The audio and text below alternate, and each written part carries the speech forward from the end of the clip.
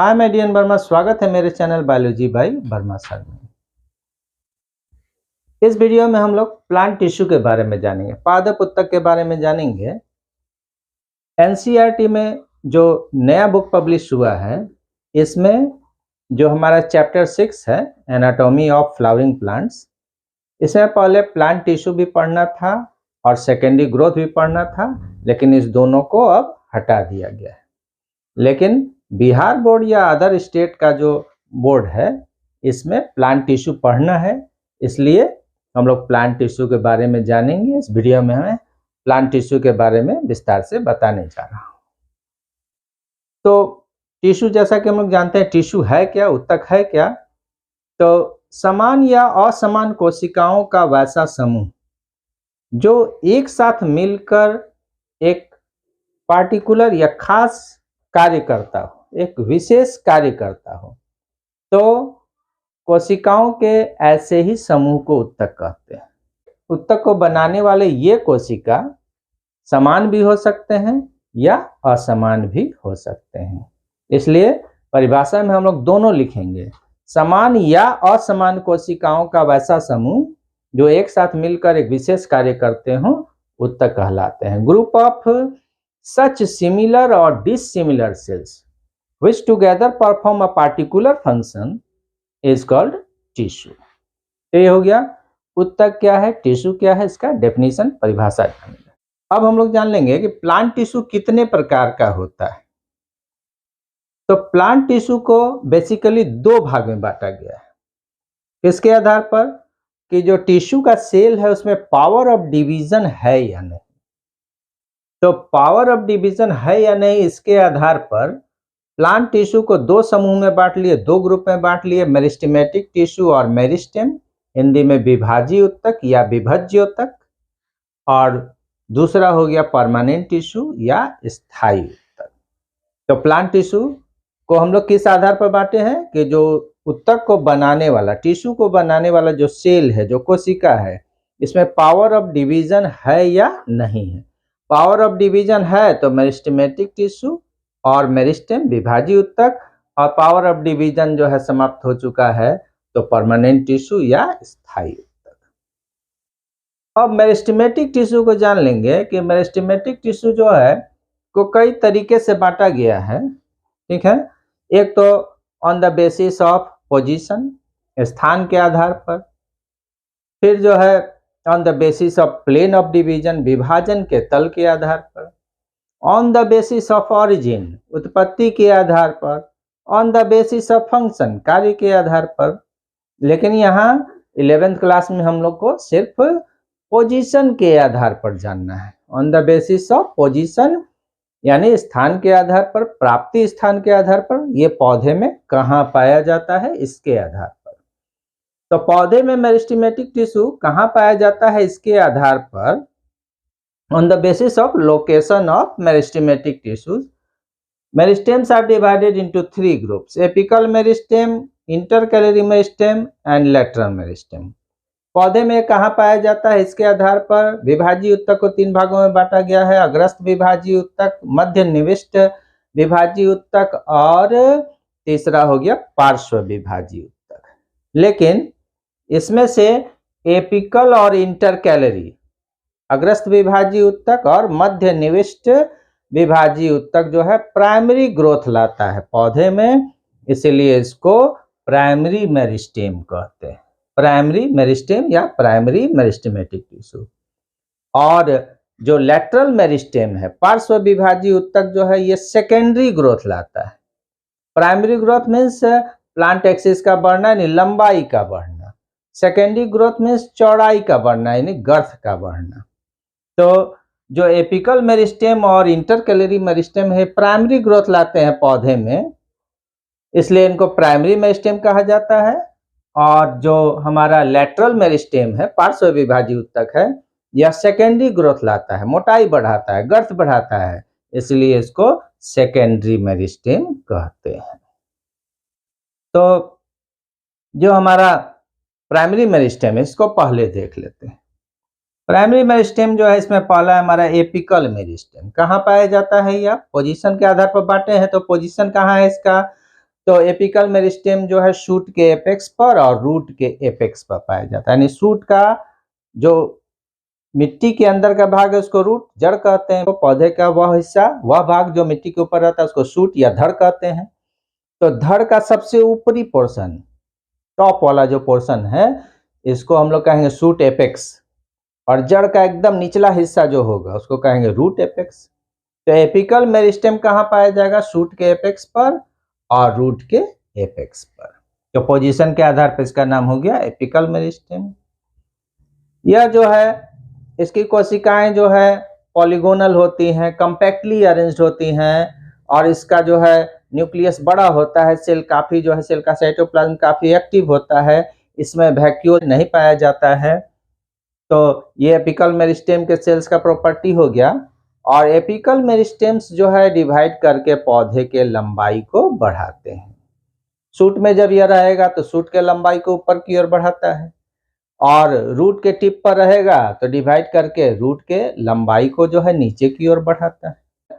Apical meristem जो है वो जो लीफ बड है और जो हमारा शूट का एपिकल पोर्शन है, इसके बीच में भी ट्रैप हो जाता है, जिसको एक्सिलरी बड कहते हैं। यह डिवाइड होकर नए ब्रांच को जन्म देता है। तो ये हमारा apical meristem. Inter calorie meristem क्या है? तो इंटर कैलरी मेरिस्टेम भी जान गए, प्राइमरी मेरिस्टेम है। यह जो है मेनली लंबाई बढ़ाने में मदद करता है, और यह जो है ज्यादातर नोड्स के ऊपर पाया जाता है, परमानेंट टिश्यू के बीच में धंसा हुआ, और यह डिवाइड होकर इंटरनोड के लंबाई को बढ़ाता है। या ग्रास वगैरह में जो एनिमल्स जो है ग्रेज कर लेते हैं, घास को चर लेते हैं, तो यही जो है डिवाइड करके फिर उसको आगे बढ़ाने में मदद करता है। तो इंटर कैलरी कहाँ पाया जाता है? तो बेसिकली नोड के ऊपर परमानेंट टिश्यू के बीच में धंसा रहता है। मध्य निविष्ट यानी जो स्थायी उत्तक है उसके बीच में यह धंसा हुआ रहता है, और यह जो है डिवाइड करके इंटरनोड के लंबाई को बढ़ाता है, या फिर नए ब्रांच को जो है, जब स्टेम जो है डैमेज हो जा रहा है, उसका एपेक्स डैमेज हो रहा है, तो यह जो है उसको आगे की ओर डिवाइड करके बढ़ाता है। तो ये हो गया इंटरकैलरी मेरिस्टेम के बारे में। अब हम लोग सेकेंडरी में आ जाते हैं। सेकेंडरी जो है मेरिस्टेम जो है, यह जो है इसके अंतर्गत आता है लेटरल मेरिस्टेम, पार्श्व विभाजी उत्तक। तो लेटरल मेरिस्टेम जो है ये कहाँ पाया जाता है? तो यह जो है कैम्बियम के रूप में जो है स्टीलर रीजन में, और कॉर्क कैम्बियम के रूप में एक्स्ट्रा स्टीलर रीजन में पाया जाता है। यह जो लेटरल मेरिस्टेम है, इसके सेल्स बाहर के तरफ और अंदर के तरफ डिवाइड करके जो है नए नए सेल्स बनाते हैं, और ये जो है इस तरह से गर्थ को यानी मोटाई को बढ़ाते हैं, यानी सेकेंडरी ग्रोथ लाते हैं। जो स्टीलर रीजन में पाया जाता है वह जो है रूट में जो है कैम्बियम रिंग बनाता है, और स्टेम में जो वैस्कुलर बंडल है उसके अंदर जो पार्ट होगा कैम्बियम का उसको फैसिकुलर कैम्बियम कहेंगे, और दो वैस्कुलर बंडल के बीच में जो बाद में बनेगा रिंग बनाने के लिए उसको इंटर फैसिकुलर कैम्बियम कहते हैं। तो स्टेम में जो है ये जो है कैम्बियम जो है ये, और रूट का जो कैम्बियम है यह स्टीलर रीजन में जो है जब डिवाइड करेगा तो बाहर के तरफ नया नया जो है फ्लोएम और अंदर के तरफ नया नया जाइलम बनाता है। तो अब जान लेते हैं कॉर्क कैम्बियम के बारे में। कॉर्क कैम्बियम जो है ये जो कॉर्टेक्स वाला रीजन है हमारा, तो कॉर्टेक्स वाले रीजन का कोई एक लेयर जो है वो मेरिस्टेमेटिक में कन्वर्ट हो जाता है, और इसी को अब हम लोग कॉर्क कैम्बियम या फेलोजेन कहते हैं। यह लेयर जो है डिवाइड होकर बाहर के तरफ जो सेल का लेयर बनाता है उसको फेलेम या कॉर्क कहते हैं। फेलेम PHELLEM, फेलेम खुद कहलाता है फेलोजेन, PHELLOGEN, और अंदर के तरफ डिवाइड होकर जो नया सेल बनाता है उसको सेकेंडरी कॉर्टेक्स या फेलोडर्म कहते हैं, PHELLODERM। तो कॉर्क कैम्बियम को फेलोजेन कहते हैं। यह बाहर की ओर कॉर्क बनाता है जिसको फेलेम कहते हैं, और अंदर की ओर सेकेंडरी कॉर्टेक्स बनाता है जिसको फेलोडर्म कहते हैं। तो इस तरह देखें हम लोग कि जो कॉर्क कैम्बियम है हमारा, यह जो है जो हमारा कॉर्टेक्स वाला रीजन है इसमें बना, और यह बाहर और अंदर की तरफ नया नया सेल बना रहा है, जिससे कि एक्स्ट्रा स्टीलियर रीजन में सेकेंडरी ग्रोथ आता है, और कैम्बियम जो है वो स्टीलियर रीजन में जो है वो सेकेंडरी ग्रोथ लाता है। तो ये हम लोग जान गए किसके बारे में, लेटरल मेरिस्टेम के बारे में, यानी पार्श्व विभाजीय उत्तक के बारे में। कैसा मेरिस्टेम है, सेकेंडरी मेरिस्टेम है, और एपिकल और इंटरकैलरी जो है जो प्राइमरी ग्रोथ ला रहा था, ये कैसा है, प्राइमरी मेरिस्टेम। परमानेंट टिश्यू जिसको हिंदी में कहते हैं स्थायी उत्तक। स्थायी उत्तक क्यों कह रहे हैं, क्योंकि इसमें पावर ऑफ डिवीजन नहीं। तो प्लांट में पाए जाने वाले वैसे टिश्यू या वैसे सेल्स जिनमें पावर ऑफ डिवीजन अब नहीं है, जो डिवाइड नहीं कर सकते हैं, वो परमानेंट टिश्यू बनाते हैं या परमानेंट टिश्यू कहलाते हैं। इनमें पावर ऑफ डिवीजन नहीं है, लेकिन डिफरेंशिएशन होता है, यानी अपना शेप और साइज चेंज कर सकते हैं। डिवाइड नहीं कर सकते, नंबर नहीं बढ़ेगा, लेकिन शेप और साइज चेंज होगा।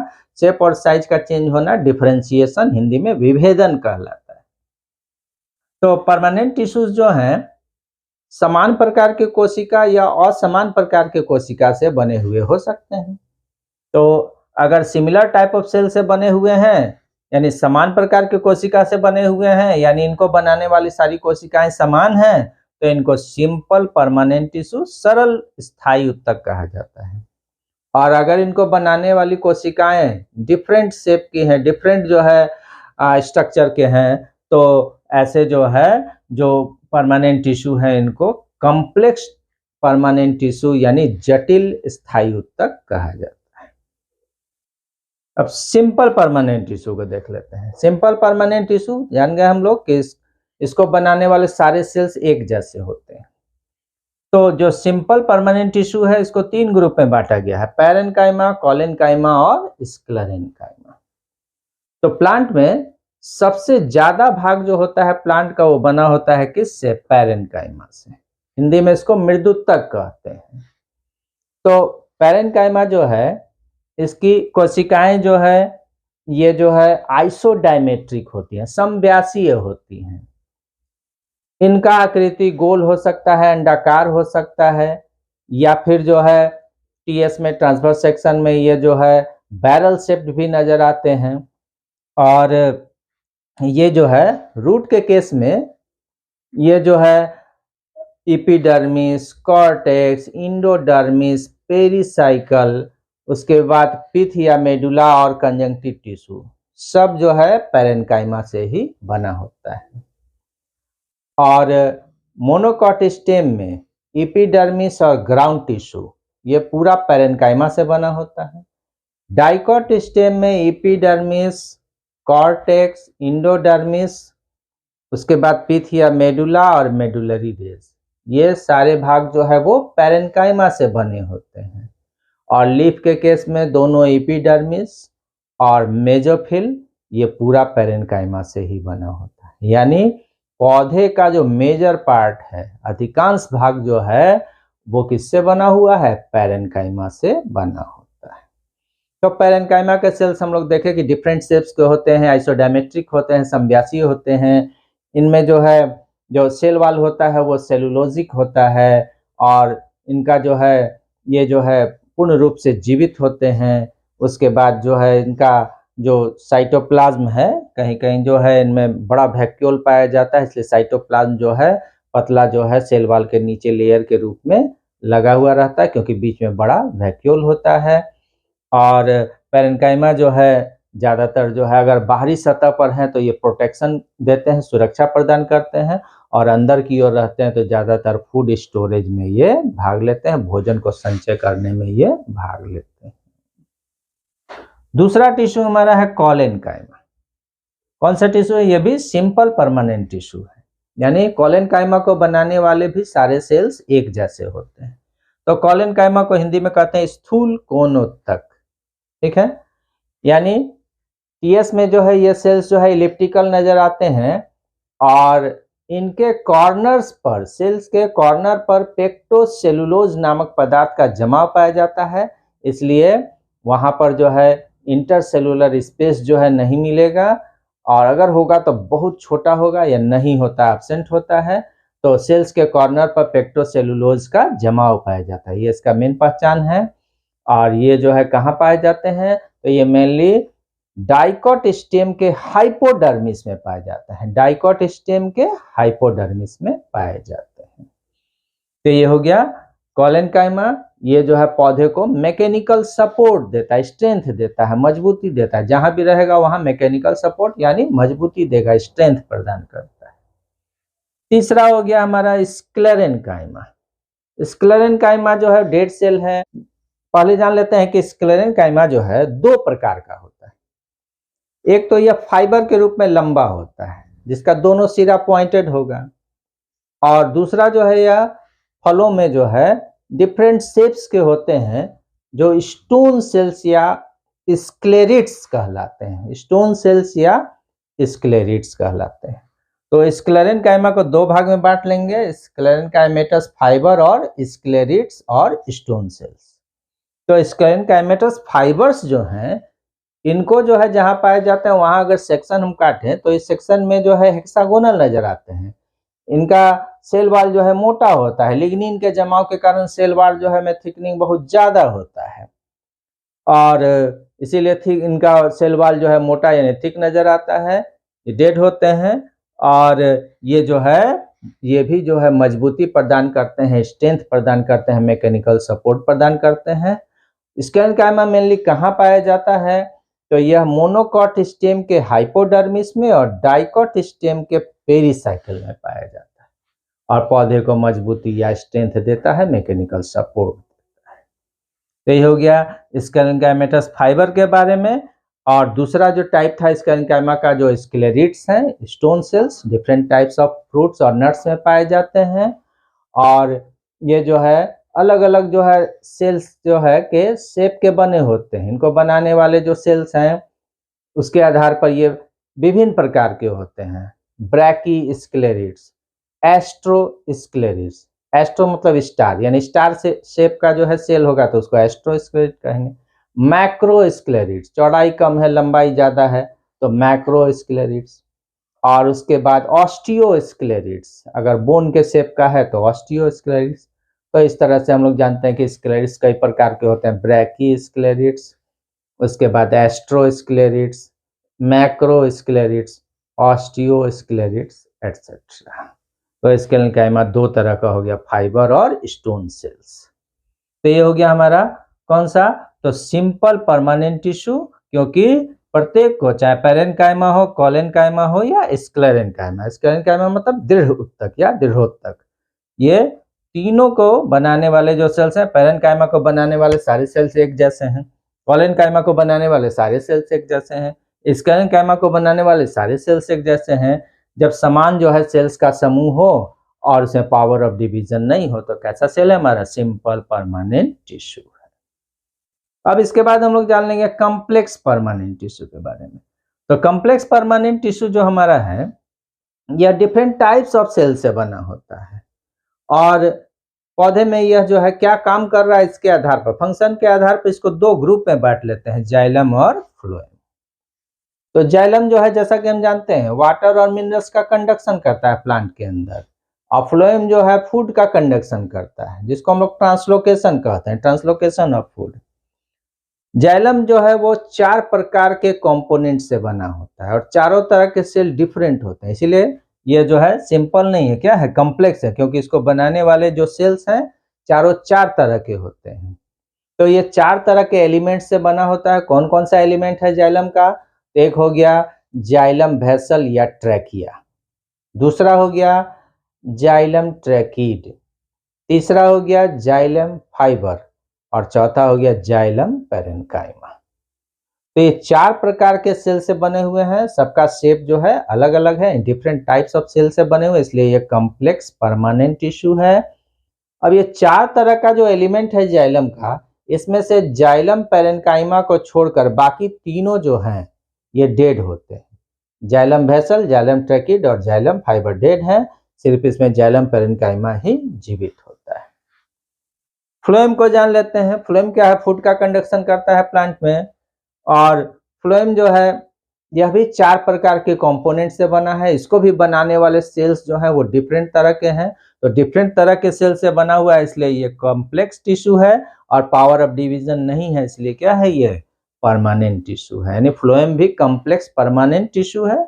ये जो है जटिल जो है स्थायी उत्तक है।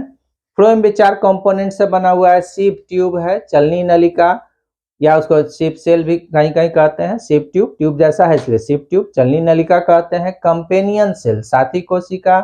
उसके बाद फ्लोएम पेरेन्काइमा, फ्लोएम मृदुतक हो गया, और अंत में फ्लोएम फाइबर। ये 4 तरह के कंपोनेंट से हमारा फ्लोएम बना होता है। इसमें फ्लोएम फाइबर को छोड़कर बाकी तीनों लिविंग होते हैं। जाइलम के 4 कंपोनेंट में एक जो है लिविंग था और 3 डेड थे। फ्लोएम के 4 कंपोनेंट्स में से एक जो है डेड है और 3 लिविंग है। कौन कौन सा लिविंग है? तो सीप ट्यूब, कंपेनियन सेल और फ्लोएम पेरेन्काइमा जो है लिविंग होता है, और फ्लोएम फाइबर केवल डेड होता है। फ्लोएम का फंक्शन क्या है? तो ये फूड का कंडक्शन करता है। पत्ती में जो भोजन बनता है उसको नीचे तक ले आता है, जड़ तक पहुंचाता है, और आवश्यकता पड़ने पर स्टोरेज रीजन से ग्रोथ रीजन तक भी ले जाता है। यानी जाइलम जो है वाटर और डिजॉल्व मिनरल का कंडक्शन जो है करता है, लेकिन एक ही दिशा में, ठीक है, अगेंस्ट द ग्रेविटी। यानी जड़ से ऊपर एकदम जो शूट है उसके टिप तक, पत्ती तक, उसके टिप तक ले जाता है अगेंस्ट द ग्रेविटी। और जबकि फ्लोएम जो है दोनों दिशा में पदार्थ का कंडक्शन करता है, जनरली ऊपर से नीचे यानी डाउन द ग्रेविटी, लेकिन आवश्यकता पड़ने पर यह अगेंस्ट द ग्रेविटी भी पदार्थ को ले जाता है। ये हो गया। जाइलम और फ्लोएम दोनों का काम क्या है? कंडक्शन, ठीक है। इसलिए दोनों को एक साथ वैस्कुलर टिश्यू या दोनों के उत्तक के समूह को एक साथ वैस्कुलर बंडल, हिंदी में संवहन पूल भी कहते हैं। तो ये हो गया हमारा कॉम्प्लेक्स टिश्यू यानी कॉम्प्लेक्स परमानेंट टिश्यू यानी जटिल स्थायी उत्तक के बारे में। तो ये जो है हमारा जो है पूरा जो है टिश्यू हो गया। इधर हो गया हमारा मेरिस्टेमेटिक टिश्यू और उधर हो गया परमानेंट टिश्यू। मेरिस्टेमेटिक टिश्यू हमारा कौन कौन सा? एपिकल, लेटरल और इंटरकैलरी। अगर बांट ले तो प्राइमरी और सेकेंडरी मेरिस्टेम। प्राइमरी का 2 टाइप, एपिकल और इंटरकैलरी, और सेकेंडरी जो है वो लेटरल हो गया। जो परमानेंट टिश्यू हमारा जो है या फिर 2 तरह का हो गया, सिंपल परमानेंट और कॉम्प्लेक्स परमानेंट टिश्यू। सिंपल फिर 3 तरह का हो गया, parenchyma, collenchyma, sclerenchyma. Complex tissue हमारा 2 तरह का हो गया, जाइलम और फ्लोएम, जो मिलकर वैस्कुलर बंडल बनाता है। तो इस वीडियो में हम लोग जाने प्लांट टिश्यू के बारे में, और प्लांट टिश्यू जो है किस तरह का सिस्टम बनाता है पौधे में, ठीक है। इसको जानने के लिए मेरा आप वीडियो देख सकते हैं, टिश्यू सिस्टम यानी उत्तक तंत्र, जिसका वीडियो बना हुआ है, इसको आप जाके देख सकते हैं। और फिर ये टिश्यूज जो है डिफरेंट रीजन्स में, यानी प्लांट का जो रूट है, स्टेम है, लीफ है, वहाँ कहाँ पर कौन सा टिश्यू पाया जाता है, इसको जानने के लिए आप मेरा वीडियो देख सकते हैं, एनाटॉमी वाला। Monocot root, dicot root, monocot stem, dicot stem, monocot leaf और डाइकॉट लीफ का एनाटॉमी का वीडियो है, जाकर आप वहां से देख सकते हैं। तो अगर आपको मेरा वीडियो अच्छा लगा हो तो मेरे वीडियो को लाइक कीजिए, शेयर कीजिए और मेरे चैनल को सब्सक्राइब कीजिए। धन्यवाद।